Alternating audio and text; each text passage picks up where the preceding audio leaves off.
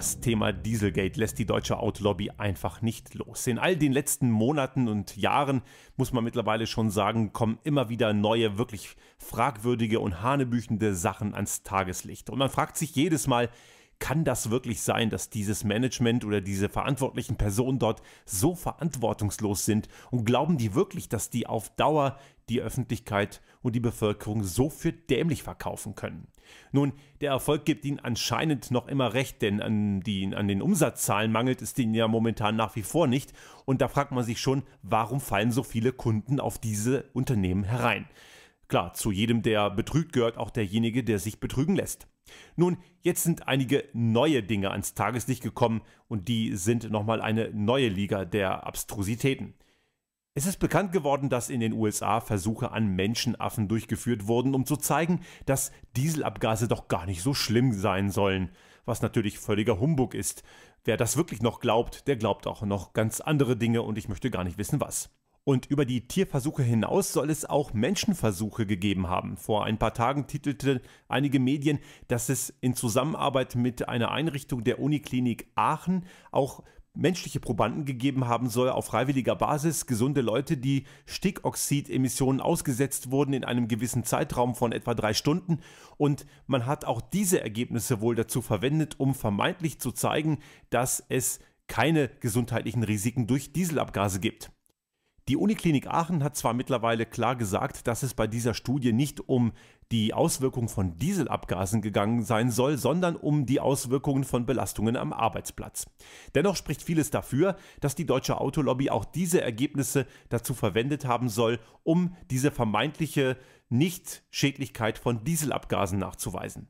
Nun, letzten Endes ist das Ganze völliger Humbug und man sieht es auch daran, dass auch immer mehr Druck auf die Politik ausgeübt wird, diese Gegenmaßnahmen, die längst überfällig sind, auch wirklich umzusetzen.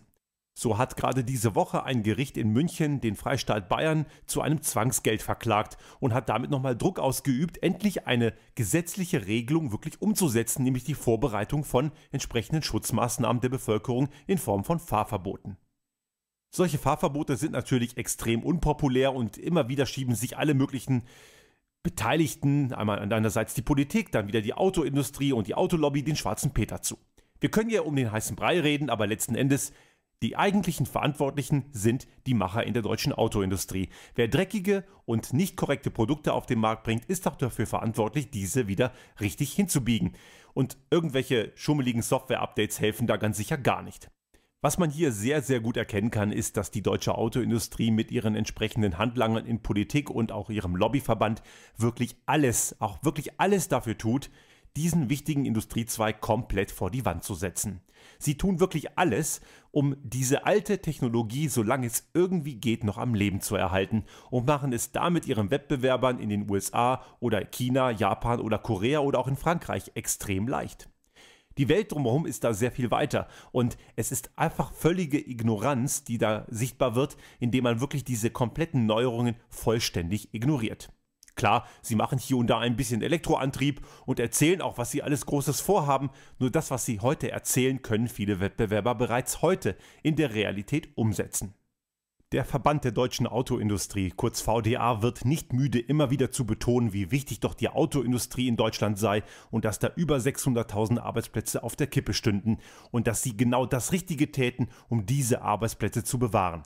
Fakt ist, sie tun genau das Gegenteil. Indem sie an dieser veralteten Technik festhalten und diesen Wandel ignorieren, erreichen sie genau das, was sie vermeintlich nicht wollen.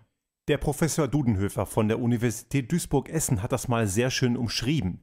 Dadurch, dass sie an dieser veralteten Denkweise festhalten und an dieser veralteten Technologie und dabei jedoch völlig ignorieren, was drumherum passiert, ist es völlig die beste Voraussetzung, dass sie aufs Abstellgleis manövriert werden. Denn drumherum, die Entwicklung in anderen Ländern, international, die ist dadurch ja nicht aufzuhalten. Es passiert ja einiges.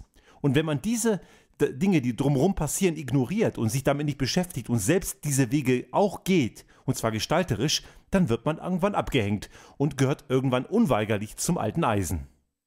Die ständig neuen Enthüllungen jetzt über Tierversuche oder Versuche an Menschen und die Art und Weise, wie sie agieren, dass sie Kunden nicht sauber entschädigen, dass sie weiterhin betrügerische Systeme einsetzen und immer wieder Fahrzeuge zurückrufen müssen, zeigt einmal mehr, dass da immer noch kein Umdenken erkennbar ist.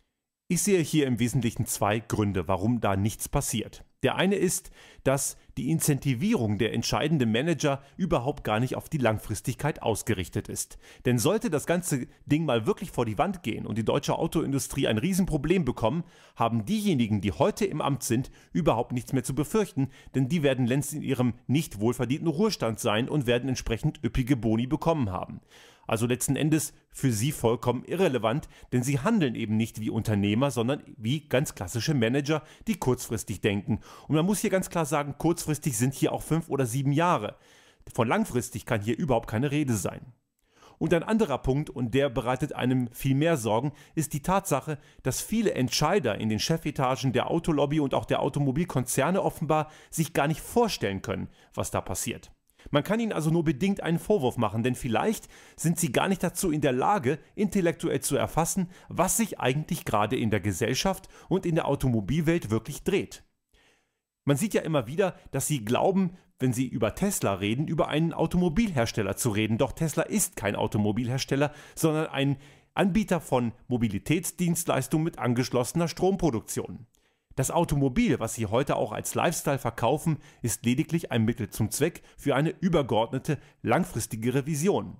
Und Tesla ist nicht die einzige Bedrohung für die deutsche Autoindustrie, vielleicht sogar die kleinste. Es gibt noch viele andere Wettbewerber, insbesondere in China, wo über 100 einzelne Unternehmen, zum Teil als Start-up, bereits mit fertigen Produkten am Markt verfügbar sind und die Brennstoffzelle fährt, obwohl in Deutschland erfunden, nicht in Deutschland in Serie, sondern eben von japanischen Herstellern wie Toyota oder von einem Koreaner wie Hyundai.